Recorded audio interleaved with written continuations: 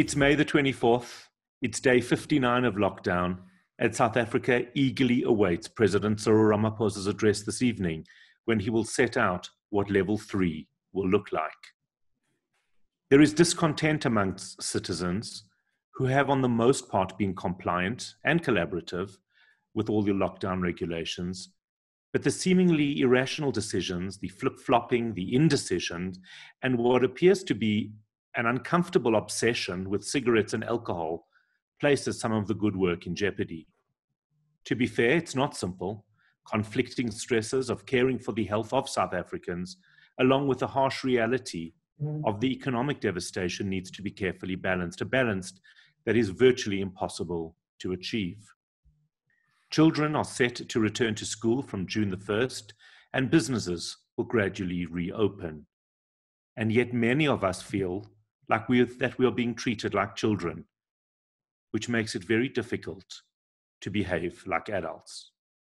Good morning. I'm Howard Feldman, and this is the Synthesis Podcast. For the 11th Sunday, I welcome pulmonologist, physician, and COVID expert, Dr. Anton Meyberg. Welcome back. Morning. Thanks for having me. And we can hit off with the stats as we start off today. We're currently sitting on 5,417,932 cases worldwide, with 344,000 deaths and 2.2 million cases that have recovered. The United States are sitting on 1.6 million cases with 98,000 deaths. And South Africa is sitting on 21,343 cases with 407 deaths. The total number of people in hospital throughout the country is averaged at about 929 patients in hospital, with the majority of patients being in the Western Cape. There are 557 patients in hospital, public and private, in Western Cape, and 154 of them are in ICU. There are currently 73 patients in hospital in Gauteng and 129 patients in Eastern Cape. The numbers are going up daily. We are seeing more and more cases being brought to hospital, and we are seeing the numbers going up, and this is expected. We believe that we were preparing for this. That was what the lockdown was for, and this is what we are now waiting for, so we can attack it with the resilience and with the strength that we need to attack it with. All right, so Darren Cooper asked that exact question, is how many people are in hospitals? You've answered that question. We've seen reports of Groote Schuur being under tremendous pressure. Gauteng hospitals not at this stage. Gauteng hospitals aren't under pressure at this stage, but once again, we are ready for the onslaught. Doesn't mean we're excited about it, but if there is an onslaught, we're ready to attack it, and we'll take it in our stride, one day at a time, one case at a time, and hopefully most of the cases will be very, very minor or very non-severe. It's only the severe critical cases that we're worried about from that point of view in the hospital setting, and those we will attack with the right arsenal of medication that we can try and do. Okay, so let's just start with a subject that's very close to my heart, and I'm very uncomfortable with some of the things that I'm seeing out in the streets and out in public. I recognize that because there's some discontent around the regulations of level 4 and around the way in which people, I believe, are being treated like children, that we have lost all sense of how we should or shouldn't behave. When I see people walking and gathering without masks, I feel it's tremendously selfish, to say the least, but I understand where it's coming from. Can you please put it into some kind of a context? And what I'd like to try and achieve today is to separate regulations that are perhaps seemingly irrational with how we should be behaving. So let's take all of that aside and actually worry about what we should be doing. Oh, that's quite a mouthful, but let's try and address it as we can go along. And okay. I just unburdened myself there. So yeah, yes. You can call me Dr. Phil at the end of the show. But I think the important thing is to realize that people have just become complacent. Once again, because the numbers are so high in the Western Cape and are so low in Gauteng, and I'm talking about Gauteng in general, because the numbers are so low, people are saying, well, it's not going to affect us, or we haven't seen it, and it's been a number of weeks, and look at everybody else around. Everyone's starting to go visiting people and doing social visits and having play dates. And the entirety of this is wrong. This is completely, completely wrong. we are setting ourselves up for major failure. We have to respect the public and social distancing. I'm going to hammer it home again and again. We have to wear masks when we go out. We're not only protecting ourselves, but we are protecting other people. Don't be selfish. Protect other people around you, not only yourself. Hand washing, hand hygiene. If you have to run in a group of 2 people, that's fine, but don't run next to each other. Run on the other side of each other. Running in groups bigger than 2 people is selfish and is not necessary. You don't have to do that. We all know people have had enough. Everyone's tired. Everyone is getting depressed. Everyone is anxious. But this is just the beginning of the winter we're moving into now. We're moving into a winter season as well. And there are other viruses that are going to come to play now as well. We need to protect ourselves from a social, public, respiratory, medical point of view. And we actually have to not be selfish to other people around us. You're not only protecting people around us, you're protecting your family at the same time. Philip says some terrible viral pandemics simply disappear. Some of them obviously we need to understand. We need vaccines. Here in South Africa, we are seeing more than 1,000 new cases a day. When do you think we will reach a peak? What is your view on that? So I think what he's talking about is things like smallpox and polio and those type of things that we've got vaccinations for.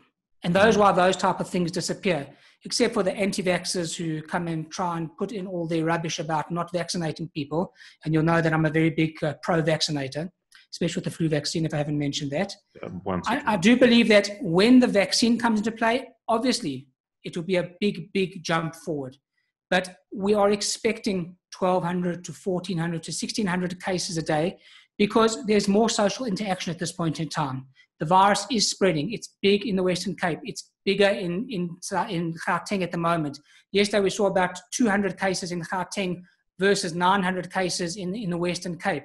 It's going to spread. We don't expect it to slow down just yet. Coming out of the lockdown, easing the lockdown, means there are going to be more cases which we are prepared for. But you have to prepare yourself and your family by taking care of yourselves and not doing things that are going to harm you or the people around you. I know that you can't know and nobody can know for certain, but if I had to ask you your view, when do you think that we will peak in South Africa? So that's a very interesting question because we've changed our social norms. We've changed the way we react. We don't hug people anymore. We don't kiss people anymore. People aren't sitting in rooms. And we're now going into a winter season. And in the winter season, we see a lot of other viruses. Up until now, our respiratory surveillance is much less than it's been in the last couple of years. By this time in May, April, we've seen a lot more cases of what we call RSV, which is respiratory syncytial virus, of adenovirus, of all other types of influenza A, influenza B. These have already started now. Influenza A was very virulent in America, and influenza B was also very virulent in America. We haven't seen these yet, and these are still going to come. But the cases have dropped due to us practicing different social norms. So the peaks are going to come in the next month or two, we assume. And none of this is concrete. Okay, we're assuming this because with the level 3 coming up at the beginning of June, we're assuming there's going to be more social interaction with people, despite what the president is going to say, because none of us know just yet. But we don't know what easing of the lockdown means just yet. We've all got our hopes what it can mean, but it's going to peak, and people are going to be spreading more infection. You must understand that when people sit in a room together and they cough on each other, that's how you spread bacteria and viruses to each other. And when it comes to a time like winter, you've got lower immunoglobulins like immunoglobulin A, which is an immunoglobulin which helps protect you. And those levels are down. So if you're going to cough and you're going to sneeze on people in a room, you're going to spread virus more. At this point in time, we haven't allowed that to happen because you're not spending time with other people in other rooms. Right. So Mandy's asking a very similar question. When will it spike? And she wants to know as well, and I think this is a very important question. Am I normal to be feeling anxious and nervous about moving to level 3?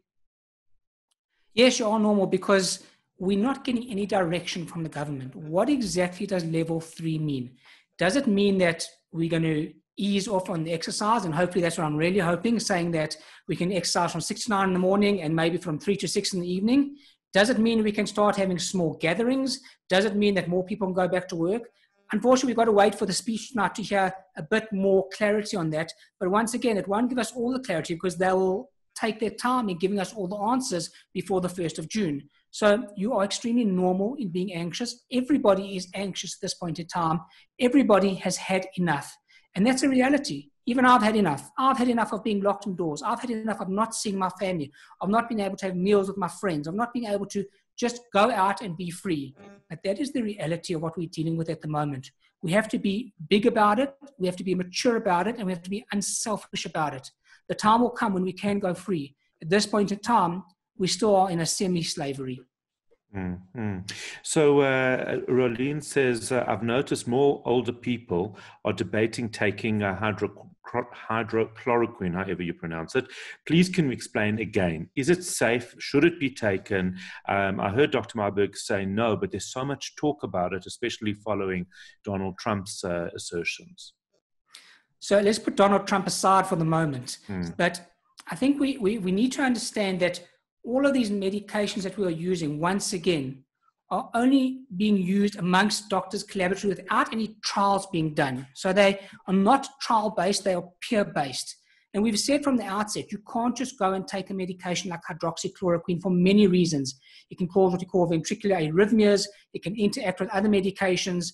Just because you've got, let's say, rheumatoid arthritis or some other disease and you're on it doesn't mean that you can just go and take this medication willy-nilly. It's not a safe medication to take on your own. So you shouldn't be taking this medication at home if you should be taking it at all. The environment changes in the medical field from a day-to-day basis. One day we will say this, the next day we will say that. We are learning with this novel virus on a daily basis what is working and what is not working. Right now, there is no effective treatment for coronavirus, but we are using supportive treatments at this point in time that hopefully will help us and get us through this. There's been a lot of talk of remdesivir.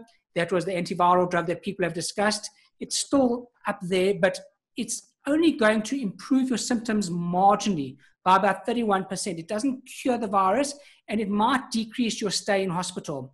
There's been other talk of the Moderna vaccine. That was only tried in 8 people. And yes, it looks wonderful, but we need far more data on that.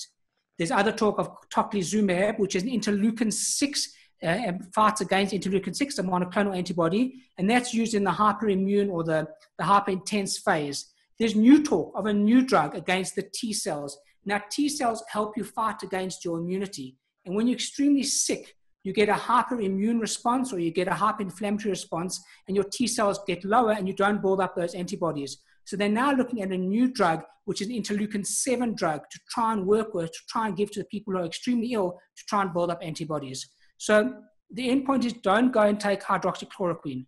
Discuss it with your doctor. They will decide if you're in a hospital setting, if it's safe for you to take and if it's necessary for you to take. But not as a prophylaxis. Definitely don't take it as a prophylaxis at this point in time. But, okay, and a number of people asking about vitamin D, zinc, and vitamin C. I know we've covered it before.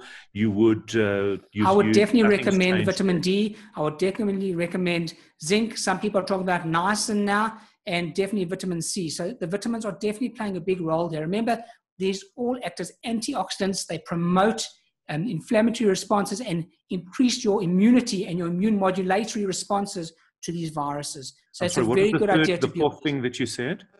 They're immune modulatory. So they No. basically help. You said it was vitamin D, vitamin C, zinc, and? Niacin, which is also another vitamin. Okay. It's a vitamin B complex, one of the vitamin Bs, but it definitely helps with all this type of inflammatory and immune modulatory response. So the worst case scenario is you can urinate it out. Okay, so it's not going to harm you, and if you take them. And we're going to be talking about the kids as well, because that, I can see from the questions, is a tremendous sense of anxiety for parents, very worried about kids going back to school. A number of people saying, well, how are we going to socially distance our preschoolers if they're back at school? Should they be going back? Give us your overview, and then I'm going to break it down into some of the questions that we've been sent. Okay, so schools are due to go back on the 1st of June, as we know.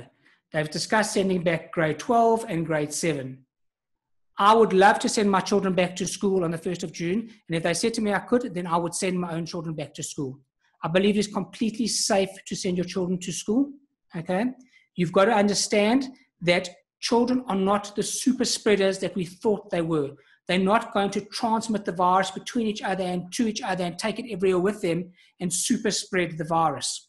The schools have put a lot of procedures in place to prevent spreading of virus. They've put in social distancing. They put in hand cleaning, hand washing, masks. The teachers will protect themselves. They'll stand at distances. There'll be shorter break periods. There won't be extracurricular activities. So yes, your children should go back to school.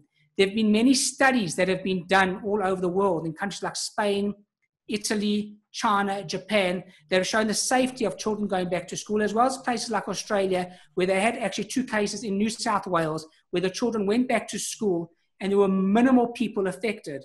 In France, there were people affected, 70 children out of 1.4 million. So the numbers affected of children are marginally getting smaller and smaller. And there's no mortality related with this at this point in time. A few days ago, there was a case in the newspaper of a neonate that had died because of COVID, and that was untrue. The neonate didn't die of COVID. The neonate died because the neonate was extremely premature with premature lungs and so happened to have COVID disease. So the child died with COVID, not from with COVID, not because of COVID. Right. And I think that's important. To talk to me about masks and children, because a number of people are, in fact, on the walk this morning, I saw one harassed father trying to get a mask on a very young child. She was really not having it. And I felt really sorry for him. It was very difficult. What age should we be insisting that our children wear masks? So it's basically all about training your children. You've got to actually train them to wear the mask, because you know yourself when you go to the shop, it's not a comfortable thing to do, but it's a necessary thing to do. Now, the CDC have come out that children under the age of 2 should not wear masks because it's a choking hazard and increases their positive end expiratory pressure in the lungs and can cause major damage to children under the age of 2. Some people have extrapolated that up to the age of 3, but we generally say from the age of 2 downwards, children should not be wearing masks. If you've got children between the age of 3 to 5 and they may be going back to preschool, it's going to be very difficult for them to wear a mask. It's going to be very difficult for them to social distance. So if you've got a child that's socially impulsive and hypersensitive and can't do these type of things, then wait, don't send that child back to school just yet. But if your child is okay and the child still struggles with the mask, you can get them a special type of hat which they wear over their faces. It's a plastic shield which covers up to here, which is a bit easier for those type of children to wear. It's not the ideal for older children. Older children should be wearing masks. There's no need for a child to wear a mask and a visor at school. It's unnecessary. You only need to wear the visors if you're coming face-to-face with people that are aerosol producing, that aren't wearing masks, that are coughing or sneezing or doing other type of activities in front of you, and you need to protect yourself. So no, children don't need to wear visors. They need to wear masks. They need to wear the 3-layer cloth masks. They need to have proper hygiene, wash their hands before they put them on, take them off effectively. Don't put your hands in front of your face and take them off like that. You take them off from the side, and then you wash your hands when you take them off when you get home. To me, the one thing that is a bit problematic is once the kids are at school, and of course we'll be playing with each other, that's one of the reasons we're sending them, even though they need to be socially distanced. How do we expect parents to maintain social distancing? You know, some kids may be in a lift scheme, for example. I'm assuming that lift schemes are not a very good idea at the moment, but just give us, how do we balance this? It's very confusing. It's very confusing and very difficult, but you can't do lift schemes with other children. You can't take other children in your car. You've got to have your kids in your car. That's the bacteria and viruses you are exposed to, and take them to school from your car. They're not going to allow parents to go into schools. Kids will be dropped at the school gates. They'll be going through a whole screening procedure before they go into the school. If the child has got a temperature, they'll be sent home to be monitored. If the child is not wearing a mask or they're not obeying the rules of the social interaction in the public distancing, they'll be sent home. So the schools are going to be very strict regarding this, and they're going to space all the desks. They're going to put everyone apart. The big problem, as I've said previously, is that the parents are going to be clustering outside the schools, and they've got to maintain social distancing. The parents have got to look after themselves and make sure that they don't come into contact with other parents, even if they are wearing masks. Tammy wants to know, if kids aren't super spreaders and they are safe, is it worth them even wearing a mask? And can you ask what research it says about face shields? If they are so protective, perhaps it's better in terms of breathing in at least more oxygen because of with a face shield over and above a mask, or instead of a mask. So we know that children aren't super spreaders, and we know they've got a lower transmission rate than anybody else, but they can still spread the virus to adults when they go home. They can still spread the virus to their teachers, and they can still get the virus even though they don't get sick. So they can still spread it, although they're not the super spreaders. Remember, we closed the schools on the influenza model. All children were expected to be more than 50% carriers of the virus like they are in influenza. That is not the case in COVID-19. That being said, it doesn't mean that children don't have to wear their mask and do their hand hygiene and prevent themselves from passing over the virus to the adults when they get home, because a lot of the adults are going to work and they are dealing with other people, and they hopefully are doing their social and public distancing. To wear a face visor is not really that effective for older children. It's not necessary either. A mask is perfect. It will cover your face. It's good enough. And as long as you change your mask and wash it on a daily basis and don't keep on touching it, that should be sufficient for your child. One of the parents sent a message saying, by keeping our kids at home, by creating this environment, are we doing damage ultimately to their immune system? We're not exposing them to anything. So we're not exposing them to anything, but they will be exposed once again when they start going back to school. It's a short-term non-exposure that we're dealing with at the moment. You've got to understand they're still exposed to each other at home. They're still exposed to their parents at home. So they still will be exposed to other type of bacteria.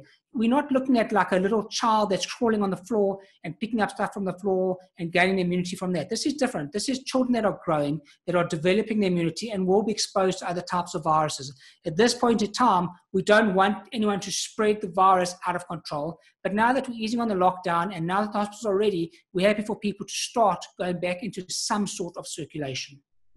Philippa says now that schools are going back, shouldn't they be using plastic shields for all ages? And that's from a social perspective, also with teachers. In other words, I would imagine that's what we're starting to see at the supermarket. So basically, it's the same thing as a face visor. Right. And I think she's right in some sense for the adults. Okay, so the teachers should be wearing the face visors over their masks. The security staff at the front gate, screening people should be wearing that because those are at a higher risk. The children themselves don't need to wear the visor or the mask, the face mask over the actual mask that they are wearing. Right. Hilton says not to side with conspiracy theorists, but why do people who present an alternative theory of COVID get shut down so quickly, Dr. Gray, etc.? Is there empirical evidence supporting these different views? I don't know if you want to necessarily go into the politics. I think the point there is that there's something called freedom of speech, and Dr. Gray is entitled to freedom of speech.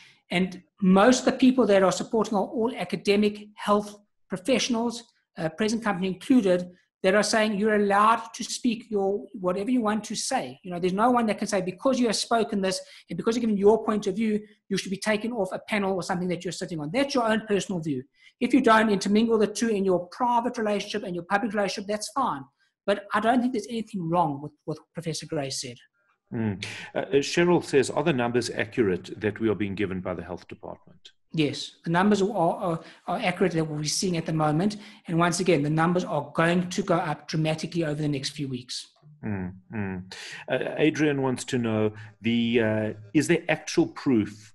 Has there been enough studies to show that kids are not super spreaders?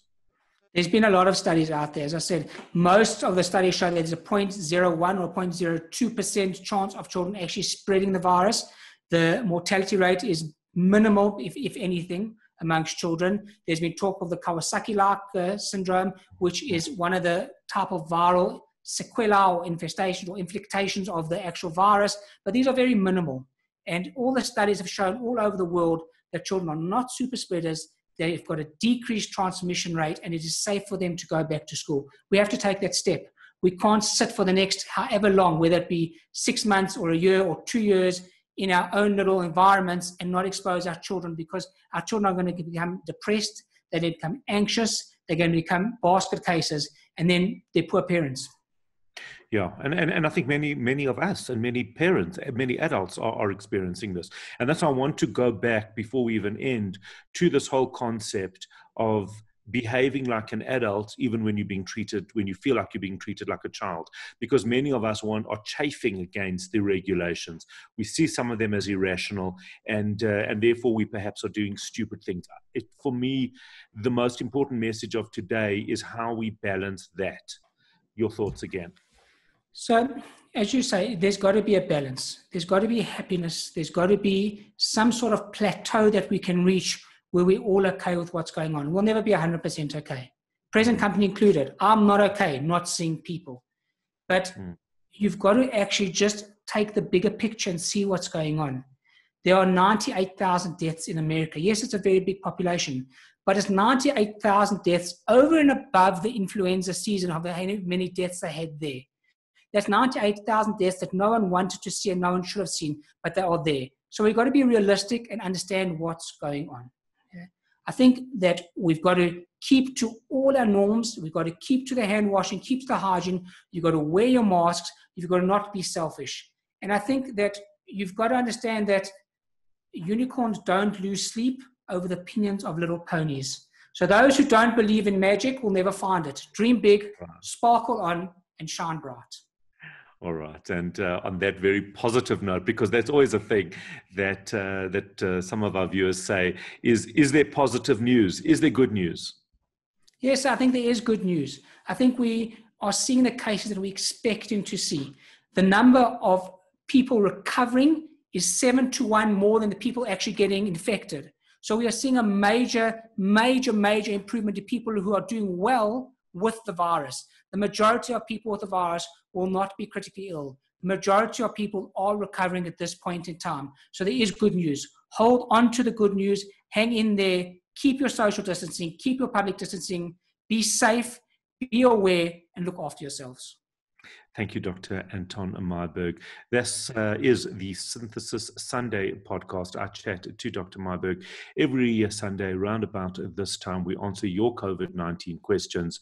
This has been our 11th podcast, our 11th Sunday in a row. We'll be back with you next week. You'll be able to send your questions through, and we'll try and keep you informed. Stay safe, be responsible, and be a big person.